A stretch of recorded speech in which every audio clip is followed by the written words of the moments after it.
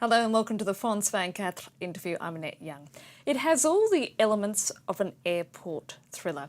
Working under top secrecy, an international team of doctors converted a suburban villa into a field hospital in northern Syria. But in recent days, Médecins Sans Frontières, or Doctors Without Borders as they are known in English, have actually blown their cover. The reason being is that they have appealed for help because the situation in this conflict-torn country has become so critical.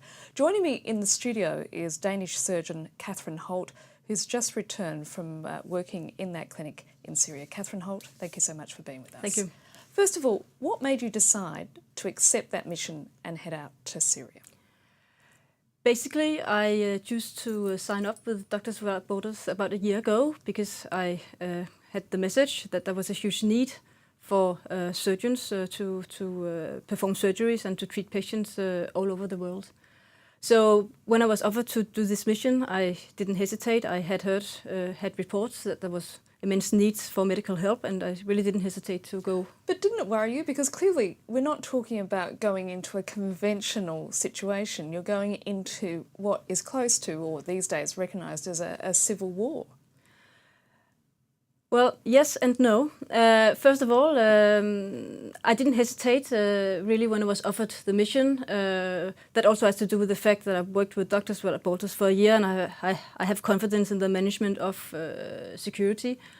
Secondly, from the moment I came into Syria and until the moment I left, I was completely absorbed in work. We treated the patients. We'll discuss that later. 24 hours a day. There was really no time to reflect on these issues. So basically it's only after you come out of the zone, you have the time to relax a bit and reflect on what really was going on in there.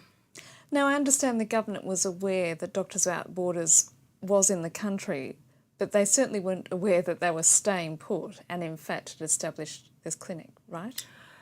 Well, before the setup of the clinic, we informed the authorities that we were going to be there and that we would work there. They replied politely that we were there without permission, and they politely asked us to leave, and we didn't hear anything from the authorities. Were you harassed at all as you went in? I mean, was any of you ever threatened, any of the foreign medical staff ever threatened by government officials as such? No. Not at all. And let me say that we, in this particular mission, hospital, we worked in close collaboration with a group of Syrian doctors who helped us as well with formalities and. And you had about 50 or so local staff. I mean, yes. Were their lives at risk by the fact that they were working with you guys? I'm probably not the right one to answer to that question, but I can tell you that during my 4 weeks in Syria, almost every day we had staff members coming to work at the hospital who had lost close friends or family members, either during direct bombing of the houses or by simply getting caught in crossfire. So they were definitely close to the centers of combat. Just tell me, what does it take to convert a suburban home, a suburban villa, into a field hospital?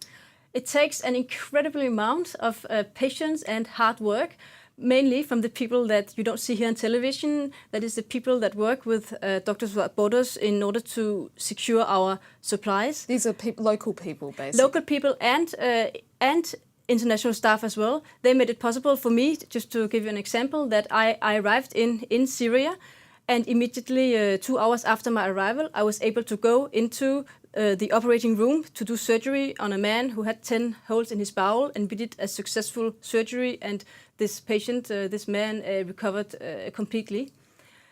But obviously, it's a huge challenge. We were operating this mission in a entirely normal Syrian villa that was empty because the owner of the villa was out of the country. So first of all, we had to think about how to arrange this villa into a hospital. And how did you do that? What did you do? Well, obviously, We thought about the flow of sort of the patients, so to speak, without becoming too technical. What we basically did was we first of all made an emergency room, sort of an emergency area, a reception area, which was on the terrace just outside the villa, where we initially assessed the patients that came into the hospital. In the ground floor, this was a villa with three, floors, a ground floor, first floor, and a terrace. So on the ground floor, we constructed an operating theater, a room where we actually do the surgery, a room which we call the resuscitation room, which is the room where the patients go, the seriously injured, before they actually have surgery. Then we had a room where people wait after surgery, and then we have the rooms, the wards. Very important, yes, but also the rooms for sterilization and cleaning the equipment. First floor was the wards where the patients stayed. It was a small hospital, let me say that, with 12 beds on the first floor, which is where I lived also. My sort of bed was on the terrace, and then we had 12 patient beds inside the house. And what was it like for you? I mean, were you working incredibly long hours, I imagine? I mean, you were basically on call. I mean, when were patients arriving? Did it tend to be during the day or at night, or? Let me say that in this context, there's absolutely no distinction between working life and private life. You are on work.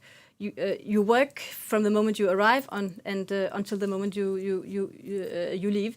Yes, you're basically always on call, and because we are very few people, we have to do other sort of tasks than the ones we would normally do. And when were people arriving? Was it during the day or at night? They arrived at all hours. A lot of time. Often they arrived in the evening and in the night. Typically, I would be on the terrace, and I would hear the cars arriving with the patients. Either they would shoot in the air to mark that they have arrived, or they would use the horn. Then I would run to look into the street from the terrace to see if there were patients in the cars or not. If they were bringing patients, I would go downstairs, grab an interpreter, because people obviously speak Arabic and I don't. So grab an interpreter, go outside of the hospital house and into the cars to actually do the initial assessment. You would do it inside the car? Yeah. This is the only practical way to do it, because if 5 or 6 patients arrive at the same time, you have to make the distinction about the types of injury. Is it a seriously injured patient? Can this patient perhaps wait a couple of hours? If so, we will have to ask him to wait at the terrace. Does he have to go immediately into the operating room? And this I would do together with some colleagues. So given that this was in a secret location, how did you manage to get word out that you had established a field hospital, and how far afield were people coming? Actually, we didn't do anything to sort of actively to get the word out. I don't think that was necessary. The word was spread amongst the people. There is such an immense need of medical care in this part of Syria. I'm only saying this part because this is what I personally know about. I don't know about the other parts. That people travel for 1 to 2 days to get to a hospital. And they were coming under shelling and firing themselves as they were trying to get into the... We had several patients that told me that they had been shelled trying to arrive. And let me just say that even if they traveled for days, maybe 1 or 2 days, they didn't necessarily come from far away. Some of the injuries happened maybe only 10 or 20 kilometers away, but even then they would have to go via some back roads and back channels to be able to come to us. And this was in fact the most frustrating thing about this project, was that often, or at least every other day, I would see patients arriving to a hospital in such a terrible condition that we were not able to save them. And I know that if they had been able to come to us maybe 4 to 5 hours earlier, it would have been possible to save their lives. And what sort of injuries were you seeing? Were they, I assume, primarily war-related injuries? 90% was war-related, and even the 10% that weren't, they were patients in need of general surgical procedures that they could not have done because the hospitals that would normally treat them had been closed due to the conflict. And the town or the village where this hospital is located, is it coming under fire itself? Were you hearing shelling as you were operating? We weren't under fire ourselves, but the shelling we heard almost every night. And in terms of electrical supply, was that interrupted on a regular basis?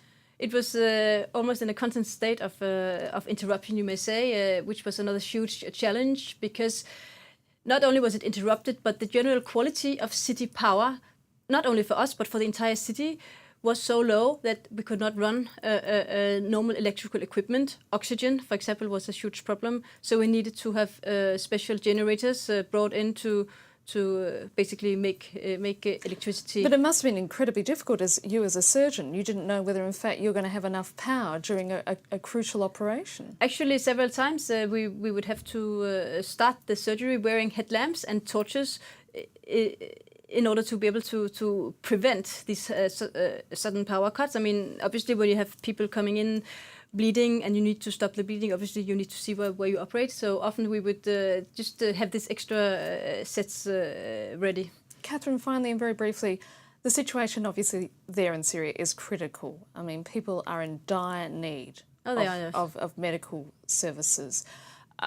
Is the organisation wanting to set up other field hospitals across the country? We are trying.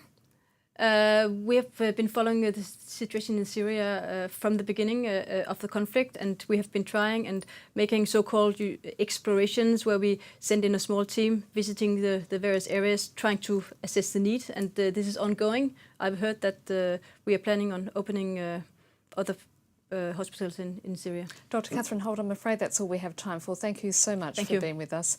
And that's it for this edition of the Frans van Katter interview. Stay tuned for more news and headlines, which are coming up very shortly.